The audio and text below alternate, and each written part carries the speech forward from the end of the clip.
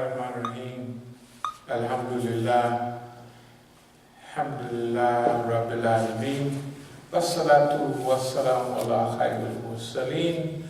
Muhammadin Nabi al-Ummah wa ala alihi wa sahbihi ajma'in. Amma ba'd, yaqulu Allah ta'ala fil Quran al-Kareem. Inna Allah wa malaikatahu yusalluna ala nabi. Ya ayyuha alladhina amanu sallu alayhi wa sallimu tasliman. Allahumma salli ala Sayyidina Maulana Muhammad sallallahu alayhi wa sallam.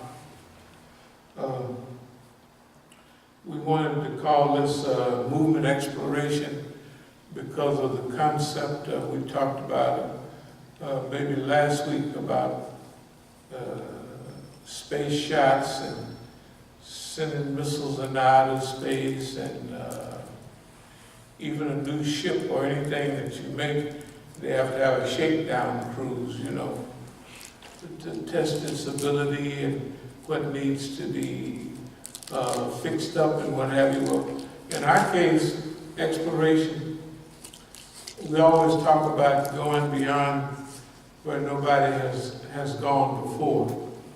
Okay. That's in two ways. Number one, that's like using the past to project into the future. On the subject of going where no one has gone before, we have already done that. And I realize that almost all the time, but I'll give you a few examples. We was in a program in Howard yesterday, and one of the brothers came up. We all have our own opinions, basically, what was going on, but it was interesting. But one of the things that one of the brothers came out and said, they're not talking about the Dar in there, they're not talking about the. I said, well, they're not supposed to. I mean, that's not what this is for. So anyway, he pretended, he went in to see if maybe I could speak to the subject or something like that. But anyway, let's look at the Dar al-Islam movement, mainly started in New York. They had chapters here. And the Dar al-Islam movement was known amongst many Muslims around the country. I noticed everywhere I went, to Colorado or almost anywhere, the Negroes that was surrounding the Iranians, because now remember, if I go there to give a speech, they've tried to associate themselves like Imam Khomeini with the mustadafin, the people who are oppressed and weak and that is politically and socially, economically disadvantaged and what have you. So they would, some of them even had t-shirts with Dar on it, Dar al-Islam.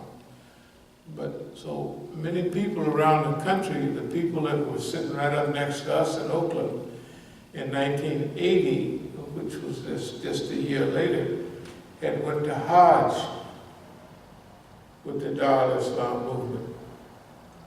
They were police officers and everything. So the police already had set up around the country, waiting for little Sunni groups to pop up or what have you, and they would draw themselves into that and actually get up under, since they would know more about movement and about the process of Islam than an innocent guy and a few friends that say the Sunnah is good, let's start a little Masjid and da-da-da-da. And before long, they would zip in. That's what happened in Oakland. Hassan Nuruddin and those people. In fact, his brother is right out there, and he comes to Juma with Mukhtar right now, although he lives in Vallejo, like from Gaithersburg, he's out in Gaithersburg. And Mukhtar have Juma in Oakland, and Mukhtar live in, out like say, Charles County out there somewhere a little bit. That's what Mukhtar is not in Oakland, but they come in to do a Juma prayer. And one of the guys, the one that live in Vallejo, is Hassan Nuruddin's brother. During the breakup of the Dar, Hassan Nuruddin was right there next to me in Oakland. Second in command, I'll introduce you to the Dar. We'll get Imam Jamil them to come out. He's the one that did all that. He said he knew all of them because this is planning ahead that the government does. But he's 100% tattletale. It wasn't long before I told him he was tattletale. But when the Dar is being broken up, Hassan Nuruddin is there with me, trying to engineer that type of fitna. But thank God it just didn't work. They had 2 or 3 groups come to Oakland. I'm going to try to speak up instead of going into the history of all of this stuff. But anyway, Hassan Nuruddin's brother was with the Dar al-Islam movement in New York when it was being broken up. So the government feels in full control of all of this. The only thing is that I'm going around the country and I'm looking and hearing everything. See, if I would have just been stuck in Oakland there, I wouldn't have had the national and international view of what's going on. But fortunately, I was working with the brothers from the Islamic Republic, and they still had student outlets all over, like the MSA. They had MSA PSG, which was the same thing. They was on the road. Now, the thing about it is, you know abdul-alim from up in New York? The Imam, the one that had 4 wives. Remember over there, the one that had henna in his beard and everything? Yeah, okay. Before he used to do dawah for the Dar al-Islam movement in prisons. He was a very good speaker and all of that. And the Dar didn't allow nobody to take money from the government. But after the Dar broke up, he was head chaplain for the Muslims. And in those days, he made $36,000. So did many of the others in ISNA in 1987. When they came there for a little training, I came there for a little to observe. Anyway,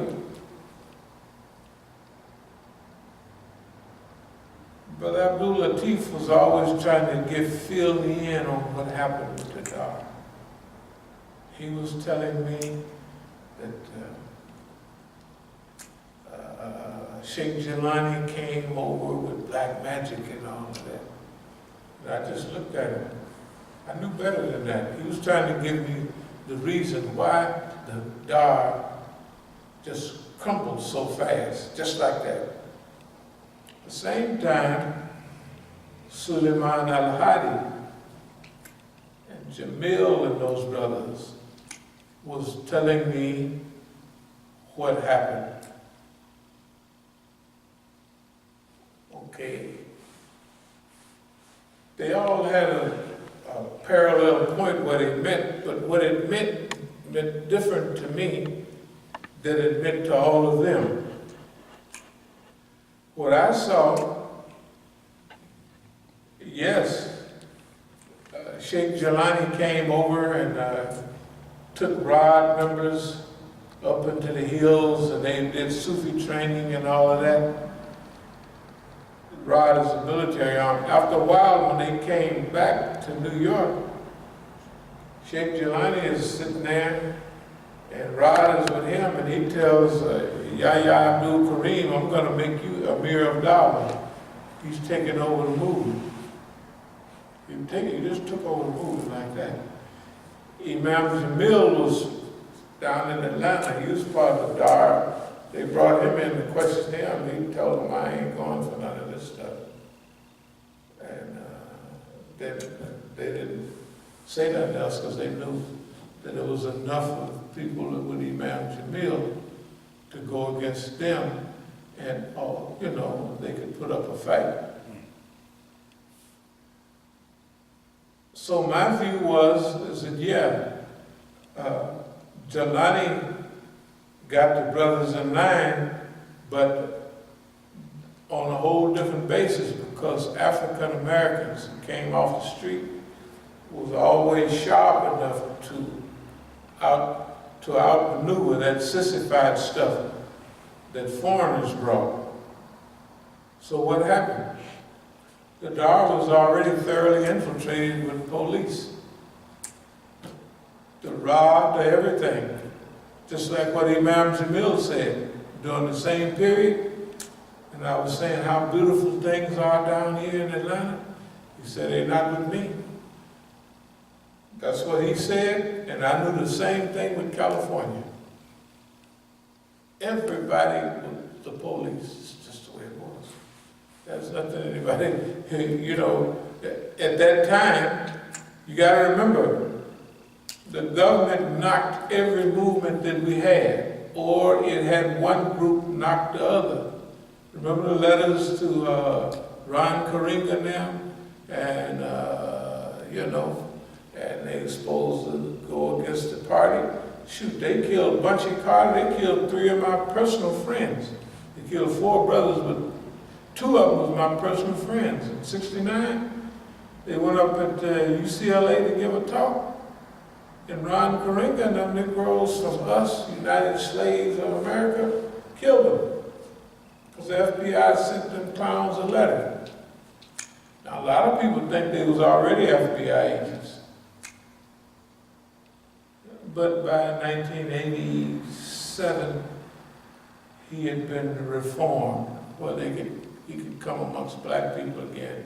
If you remember when Farrakhan and all, when we was over at the church over there, Graham Hackler's church that time, and Ron Karinga was there, he was just being allowed back amongst the black movement. It was just allowing him to come back around there. Okay, if I don't go straight to the point, I'll be going around for another 5 hours. So what happened was this. The government had already had the Dar al-Islam movement set up. So when Sheikh Jelani came, he already had a friendly crowd. They was already programmed that when he come, you follow him. It's just like they tried with me many times. Like, think of how many times just here, people have come and then they left. They just never said, we're gonna take over. But whatever they was doing, they just drifted away. If they had part of the prison program, or a lecture series, or whatever they was doing, they just packed up and left. So they never tried that exact thing here, not exactly, but in California, they tried it. That the people was there, and the last clear case is what Mukhtar did. We're putting you out, and we're taking over. Mukhtar and Khadijah, of all people. What is that supposed to do? That's supposed to provoke you. Why was it not provoked? Because I haven't studied all of this. And it's just like written on. He was following COINTEL program in 1960 to the Puerto Rican Liberation Movement. Yeah. he was following a pattern, 1, 2, 3. Why was he following the pattern 1, 2, 3? So I would recognize it and get even madder. I would recognize the policy because I had written strategy, strategic management. I had distributed those all over. You know, you'd be surprised that the people that did the most distribution in D.C. COINTEL program was a so-called Muslim. When I first got here, I don't know if you remember, he called himself Imam. He was married to Sharifa, one of those Spanish, one of the sisters. It was Sharif now. Sharif, you remember Sharif over there? Oh yeah, Philadelphia Sharif. Yeah, and you remember the doctor, the army, all of them, and those two Panamanian sisters, black Panamanian sisters, they was all from down that way. Okay. And remember, one of the brothers was married to, Imam was married to one of them, and he's supposed to stay with Imam, and then he's supposed to stole the guy's wife because they were having some family. I don't know whether that's true, but I remember Imam, he went around everywhere with agents of repression. You know, that book with Ward Churchill and somebody. It was about COINTEL program. What they were doing was they was making everybody familiar with the COINTEL program, right? To let them know what they're up against. Because when they finish you off, then they want to show off. My belief is that break-in 1971 in Media, Pennsylvania, the FBI headquarters, and they got all the COINTEL program documents. From those documents came the church committee in 74 and all of that. Okay.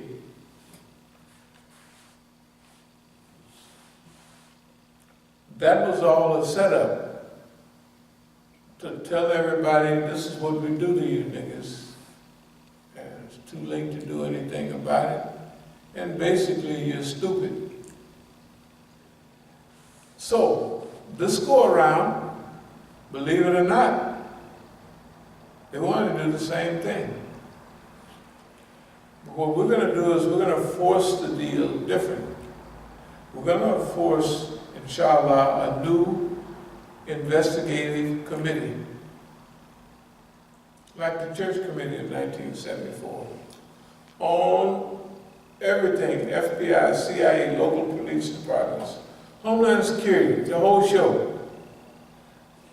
That's why we said before, we have went through all of these different changes and survived for the purpose of being able to educate the people on all of those things. So this is exploration, movement exploration, means that now we went through certain experimentation and trials and what have you all along for decades.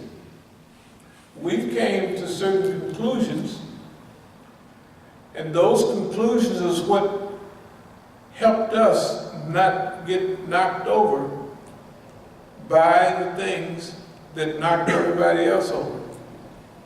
We've never been knocked over by the immigrant community. Okay, because when they come in and try to, if you would remember that, when the immigrants come through here and they're going to come and pray, and the prayer time is such and such, and all of a sudden, I stop coming to prayer hardly. You can't come in here talking about you're not going to make no criteria about nothing. No, they do. Like even at the Imams and Bills Committee, they made, see, whatever the criteria is for real, they're going to capture that and they're going to use that against the movement. So if staying in the masjid, like the hadith says, is a sign of piety, which is evidence, they're going to use that against the movement. If prayer 5 times a day in the masjid is the criteria for piety, they're going to use that. So when they come in here, they're going to try, they've always tried, we're going to force you. It was a Syrian brother that I know, he had almost had Dar Hijra stamped on his hand. And brother, the prayer time. So all of a sudden I started locking up.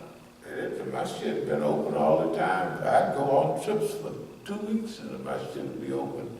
I'd go places for a month and the masjid around there on 8th Street would be open, wide open. You can come in and take what you want, it's okay. So the reason none of that stuff worked on us, they did it 1,000 times. But we wasn't going to let them use Islam as a weapon against us. You ain't going to use no weapon learning Arabic, but you ain't using nothing as a weapon. You use it on everybody else, but you ain't, that's just my attitude about the people over there we saw yesterday. I'm sorry. You can use that stuff as a weapon against everybody, but you ain't using it against me. You're not using the weapon of everybody sees it this way. Therefore, you must be wrong. I don't see it that way as y'all. So, I ain't going to do what y'all talking about, because when I die, I ain't going to be dying with y'all. When I look in the mirror, I'm not looking in the, I ain't going to see none of you niggas in the mirror. If the mirror's right in front of me, I'm the one going to be, hey there, bro. That's who you're going to see. That's very important. Remember we did this experiment with the lions? It seems like it's child's play, but it worked on one of the biggest gangsters in Seattle. And the brother in the black, something of the party that was doing it, you know, one of the brothers in the pen that's educated and all that. It was a good class. And I said, man, thank God. I never listened to everybody. Everybody telling, man, the feds give you cases all over. Yeah, I said, all over. And all the people looking at me like, poor brother, sure is a good brother. It's all over though. Do you know in California, recently, everybody was looking at me with that same old dumb look, like, poor brother, he helped so many people, but it's all over, the white man got your number. And I'm looking at them like, y'all must be crazy. If I didn't go for it as a youngster, 25, 26 years old, you know I'm not going through it after you find out what Islam is. That's the crux of the matter. This will get back in a minute to what was happening over there. What's the song they all singing now? The song all of them, when I said them, the Negroes are singing, is that we were abused or we abused ourselves and we accepted the immigrant as the white man. It's true. But thank the Lord you finally caught up with the idea, because I mean this is only the 39th year.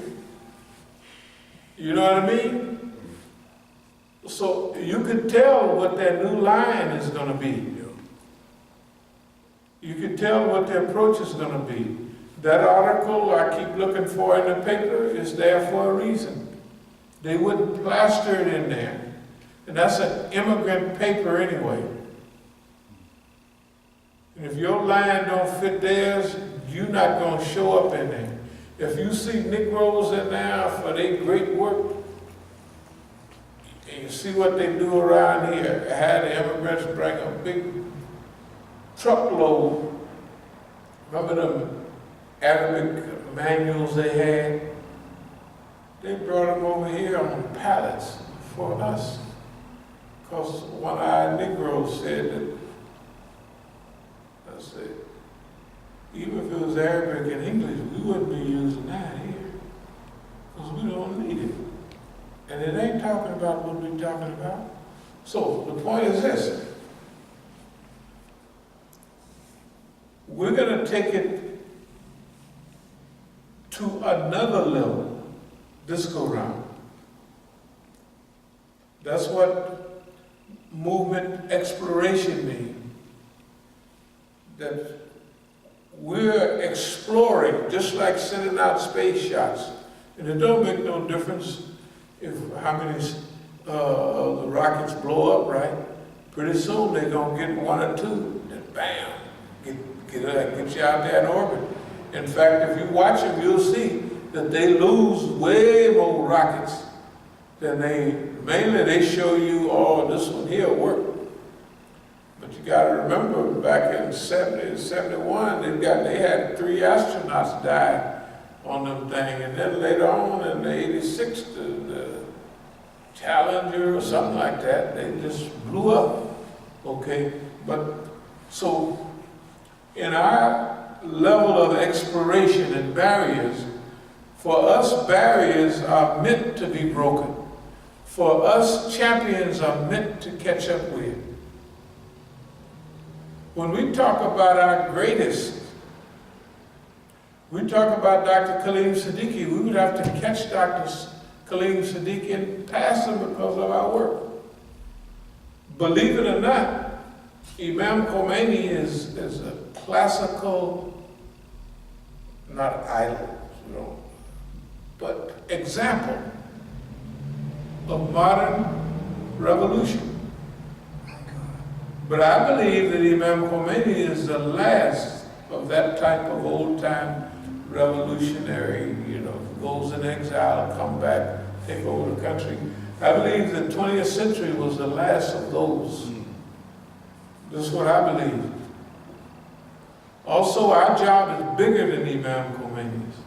You know why? When Imam Khomeini really started having big trouble was in '63 when he became the head of Qom after Ayatollah Burjani passed away. Ayatollah Burjani was a good man, a good leader, but he was apolitical. Imam Khomeini come in, he'd been political. He wrote Kashaf al-Asrar in 1941. So he was our uncovering of secrets. So he was already ready to roll. So, but Imam Khomeini had certain things we don't have. First of all the people in Iran, the majority of them, 90% of the people, or 80% of the people, no, 90% of the people are Muslims. Then there's other groups that are not Muslim. And most of them are Shias. And they have a university system. The best one is in Qom. And you go there and you learn. So everybody that comes out is about 95% the same. You know what I mean? They have little different views, but it's only a small percentage of things. I believe in Vilayat Faqih. I don't believe in Vilayat Faqih. It's okay. But everything else, the way you pray, all the thing, everything else is the same. They also have independence. Like, as soon as we have Imam Malik, Imam Shafi, Imam Abu Hanifa, Imam Ahmed, okay, we have Marija, but all those Marijas are dead by 1,000 years or something like that, right? Actually more than that, 1,200 at least. They long gone. Shias have a live Marja. You could follow a Marja that's passed away on the things that he gave fatwas on. So you could still, the old people could still follow Imam Khomeini. But if some new thing come up, they have to take the fatwa of that Masjid. So usually this now, okay, they have comps. You know, if you go in about 4/5 divided amongst the people and 1/5 for the Prophet and his family. I mean 1/5, 20%. They have that now. You'll not only pay zakat, but you pay a portion of your wealth as comps to the marja. So now, if you go to Azhar and you get a degree in Muslimism or something, you going around with a resume asking for a job. And you see in the papers they always, Muslim leader need to be a bootlicker, Uncle Tom, pro-alcohol, but he can't say it. But you can't come in here talking about jihad. You can't come in here talking about, you guys, especially California, maybe around here somewhere, but you can't have liquor. You can't come in talking about anti-liquor store, anti-flea bag hotel owners, right? Which our brothers own them. San Francisco, Oakland, all of them, California. Hey man, our brothers. I can tell you some real stories. No, I'll tell you one brother, real quick. About 86. The Yemenis, they went first to Detroit area, you know, working in the car industry. Then they moved out and they started stores all over the country. One of the places they came was Oakland. And in Oakland, every store in the black neighborhood used to be owned by Chinese when I grew up. By the 70s and 80s, the Chinese is rich. They all in the University of California, and the Yemenis bought them out. So every store in East Oakland, when I say every, I just mean 95%, is owned by Arabs. Of course, now Mexicans are here. Anyway,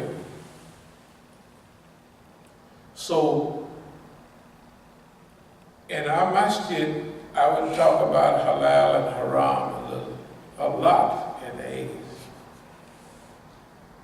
So one day, one of the brothers, he had a store right there on 85th and East 14th. Marbs. He said, well, during the khutbah, he was kind of crying a little, and he said, Imam Musa? He came in the next week. He said, Imam Musa, I'm going back home, I'm selling my store. And then about 2-3 weeks later, no more than a month, he came, Imam Musa, it's nice to know you. And I sold my store, I'm gone, back to Yemen. Now, you gotta remember, a ton of the people that come to the Masjid is Yemenis. The Masjid cleaned out there around 87, 88. Said it was a bad influence on the brothers.